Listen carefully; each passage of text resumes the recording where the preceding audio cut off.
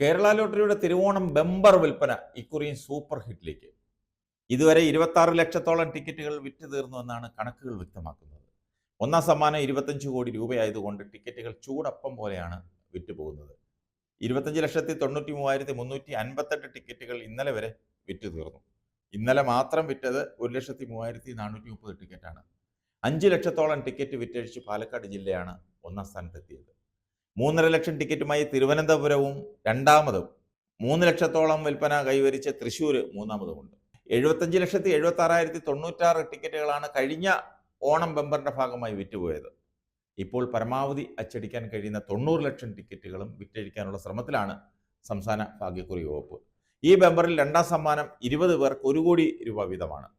ഒന്നാം സമ്മാനം നേടുന്ന ടിക്കറ്റ് വിൽക്കുന്ന ഏജന്റിന് നൽകുന്ന കമ്മീഷൻ കൂടി ലഭിക്കുമ്പോൾ ഇക്കുറി ഒറ്റ ബമ്പർ വഴി സൃഷ്ടിക്കപ്പെടുന്നത് 22 കോടിപതികളാണ്.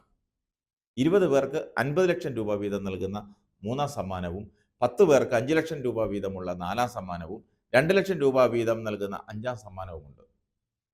ആറാം സമ്മാനം 5000 രൂപയും, ഏഴാം സമ്മാനം 2000 രൂപയും, എട്ടാം സമ്മാനം 1000 രൂപയുമാണ്. അവസാന 4 അക്കത്തിന് 500 രൂപയും ഉറപ്പാക്കുന്ന സമ്മാനങ്ങളും നിശ്ചയിച്ചിട്ടുണ്ട്. ഇതോടെ ഇക്കുറി ലക്ഷക്കണക്കിന് സമ്മാനങ്ങളാണ് ഉള്ളത്.